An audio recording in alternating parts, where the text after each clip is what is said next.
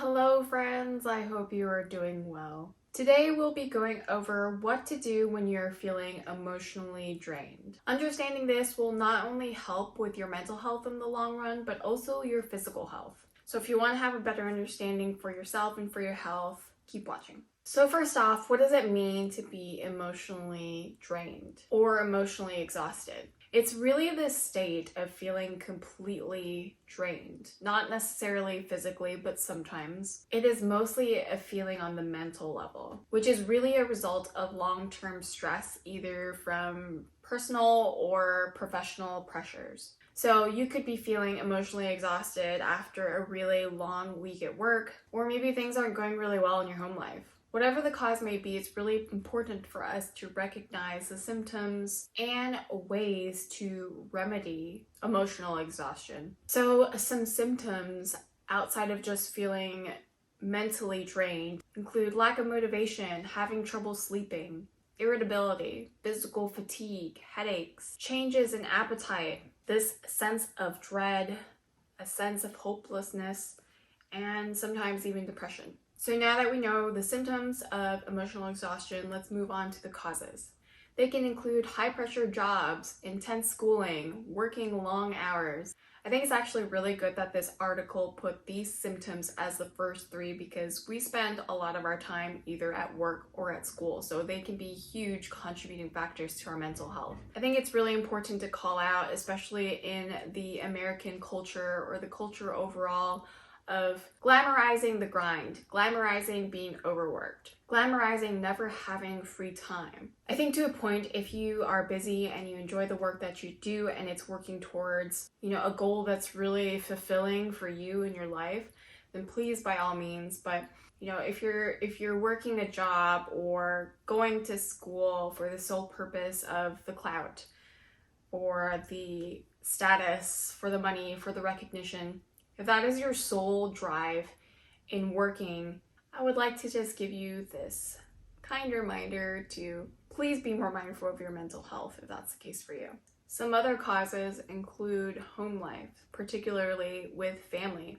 If you are a new parent and you are raising a family, as beautiful as this is and as fulfilling as this is, if you think about it, you go from just being 100% devoted to yourself and your interests, and you make this huge switch to having your life being essentially completely revolving around your family, your children. And I'm not knocking anyone that decides to have children or have a family. I think with all things, there are pros and cons to each. Just solely pointing out that there are huge stressors and things that people might not even realize or think about. And then there are some other stressors at the home, such as financial issues. In very worst case scenario, maybe you don't even have a home and you're homeless.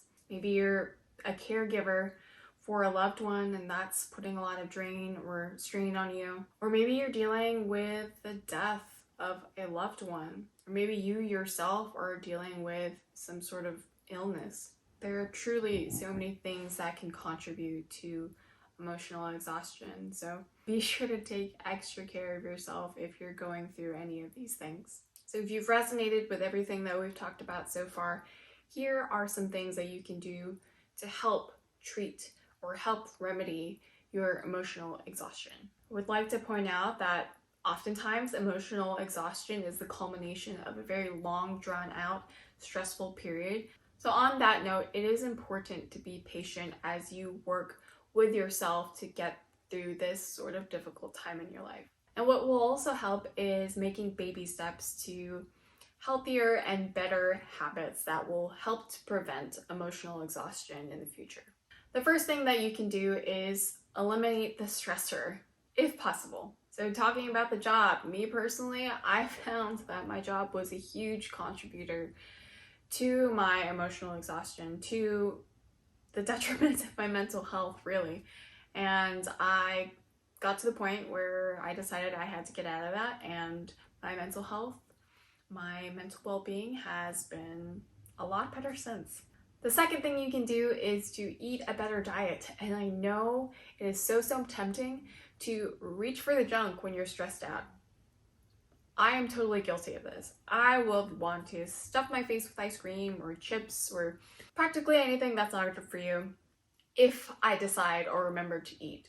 But it's important to remember that your physical health definitely has an effect on your mental health, and making sure that you're getting all the nutrients that you need can have a domino effect on your mental well-being. The third thing you can do is exercise. Obviously, this is great for you physically, but moving your body raises the hormones needed for improving your emotional state.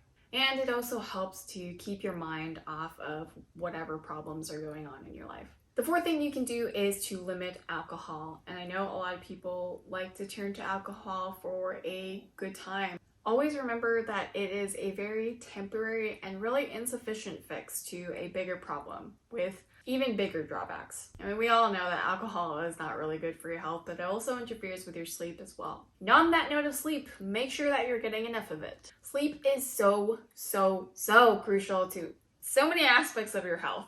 Really, this in itself deserves its own video, which let me know if you'd like me to cover how sleep affects your emotional state, your mental health, in the comments down below. And I'm pretty sure I've recommended this book in other videos, but if you haven't read Why We Sleep, highly recommend that read. Another thing you can do is practice mindfulness. Oh, okay, you can just, okay. And this doesn't always have to be through meditation. You can practice mindfulness wherever you are, whatever you're doing. You can do this while you're walking or while you're practicing yoga, while you're sitting in a chair. And if you're interested in learning more about different ways that you can plug mindfulness into your everyday routine, I will link a video up here in the corner. But studies have shown how a single period of mindfulness can reduce the effects of how that stress affected your body just with one single session. If this stressor is not something that you can handle on your own, you can always connect with a friend. Being able to let it all out can be therapeutic in itself, but always be mindful in the way that you are venting to this person. If the stressor is much too much, try to take a break if possible. And if none of these remedies work for you, you can always seek a professional, whether that be through seeing a therapist or a psychologist, doing some talk therapy, or any medical professionals if needed. One thing I wanted to say before wrapping up is, if you noticed, a lot of these recommendations, a lot of these tips are tied into things that you should be doing for your physical health as well.